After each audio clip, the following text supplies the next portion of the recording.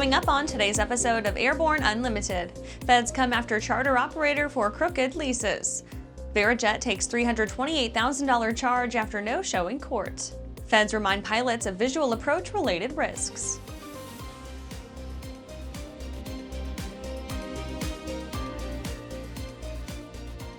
Welcome to Airborne Unlimited. I'm your host, Holland Lee. Let's get into today's stories.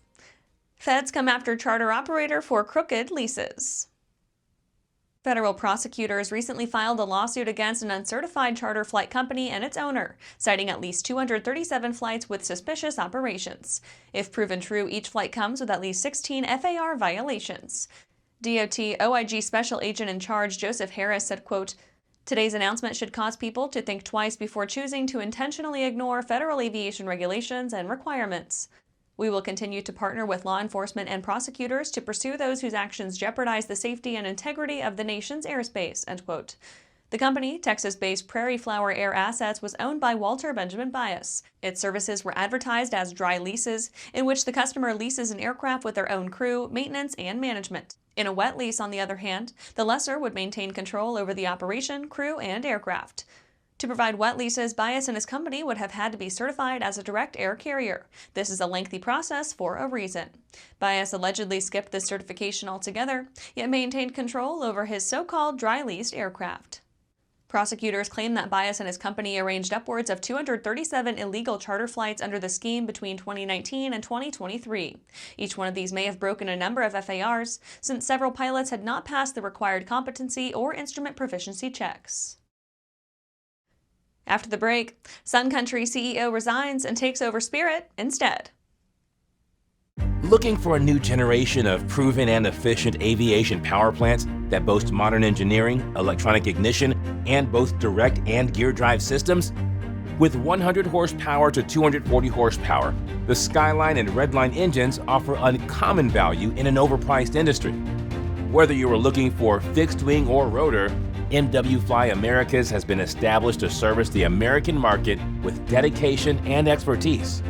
MWFlyAmericas.com. Meet the first of a new generation of the M-Class family. The M700 Fury. An aircraft worthy of the name, an indomitable force. The M700 Fury transcends traditional limits. With more power, blistering performance, a finely appointed interior, and the luxury of what matters most: time. Experience the Fury. Join the legacy. Welcome back. Now let's take a trip around the patch for some shorter stories. Sun Country CEO resigns and takes over Spirit instead. Sun Country President and CEO Dave Davis unexpectedly stepped down from his role on April 16th to pursue the top spot at recently bankruptcy-free Spirit Airlines. This follows former Spirit CEO Ted Christie's resignation on April 7th. Christie led Spirit through a long 5 years of financial battles and pandemic-related bumps since he took over the airline in 2019. The carrier remained in the dumps until several failed merger deals, including with JetBlue and Frontier, forced it to file for Chapter 11 bankruptcy in November 2024. Indian Air Force seeks fast-track deal for Rafale jets. The Indian Air Force, facing a decline in squadron strength, is reported to be seeking a direct government-to-government deal for 40 additional Dassault Rafale fighter jets. This comes concurrent with the Indian Navy securing approval for a $7.4 billion deal to procure 26 Rafale Marine aircraft. The IAF wants to bolster its operational readiness by acquiring the 40 jets through the fast-track process to supplement its existing fleet of 36 aircraft to bring its total to 76 Rafales. Archer and United reveal eVTOL network plan in New York City. Archer Aviation announced a blueprint for an eVTOL network in New York City that would connect travelers between Manhattan and nearby airports in New York and New Jersey, that would use existing aviation assets like helipads in the city and airports as nodes for travelers looking to save travel time. United Airlines partnered with Archer to permit passengers to book eVTOL flights to reduce door-to-door travel times to less than 15 minutes. The air taxi network would use Archer's Midnight aircraft to fly up to 4 passengers. Avflight grows network with second Wisconsin FBO acquisition.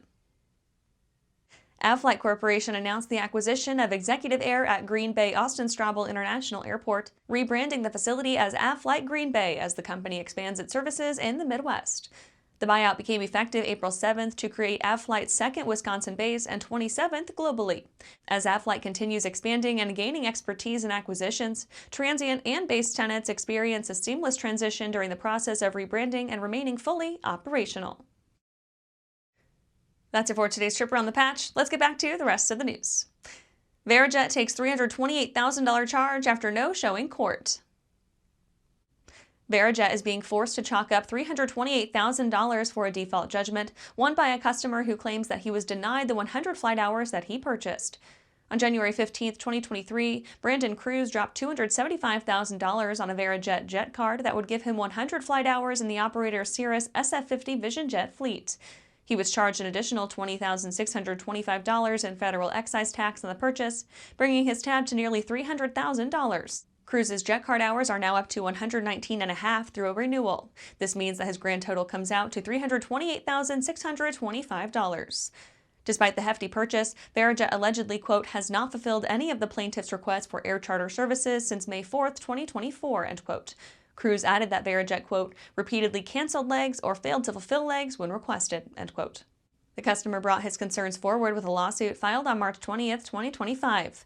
Verijet failed to serve or file any paper as required by law, according to the judge, leading to a default judgment that granted Kruse the full amount of $328,625. Verijet founder and CEO Richard Kane wrote, quote, as you know, our current JetCard program does not offer guaranteed service. That said, we've taken this experience to heart and used it as a catalyst for positive change, end quote. After these messages, feds remind pilots of visual approach-related risks. DirectFly USA proudly introduces the new Alto NG, a single-engine, two-seat light sport aircraft for the North American market. This simple, all-metal aircraft design provides low-maintenance cost, easy, comfortable access, and responsive flight controls. Equipped with the Rotax 912 engine and a ballistic parachute, the Alto NG is reliable and safe. Learn more about the Alto NG at directflyusa.com.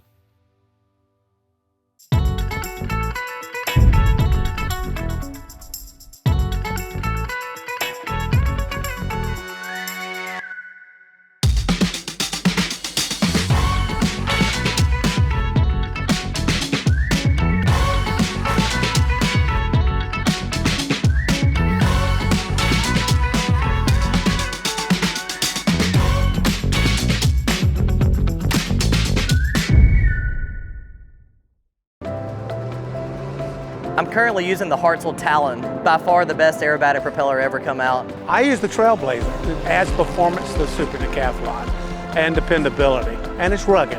Hartzell's been an excellent partner for Whip Air, just in terms of your product support as well as keeping an eye on the market and developing new products that meet demand. It's helping us all have better performing airplanes. It's such a proud honor to fly behind that propeller. Welcome back. Feds remind pilots of visual approach-related risks. In light of several recent blunders, the FAA has published a new safety alert for operators regarding risks associated with visual approaches. It aims to remind carriers and pilots of how important it is to listen to ATC when it's possible and speak up when it's not. The agency published a similar SAFO back in 2021. It cited an uptick in airspace excursion and wrong surface events found in a 2017 to 2018 risk assessment. The study revealed that these events were more likely to occur when pilots accepted visual approach clearances. At the time, the FAA suggested that pilots consider requesting instrument approaches or simply stating unable to ATC if it seems that accepting a visual approach could compromise safety. The 2021 SAFO explained, quote, to expedite traffic, ATC may clear pilots for a visual approach in lieu of the published instrument approach procedure. Visual approaches reduce pilot and controller workload and expedite traffic by shortening flight paths to the airport. However, this expediency must be balanced with safety, end quote. The more recent SAFO looks a little different. The FAA stated that in the last few months, quote, several notable and high visibility events have occurred in the national airspace system, and the severity of these events is concerning, end quote. Especially as air traffic and aviation as a whole continue to grow in the U.S., the agency needs to mitigate safety gaps wherever possible.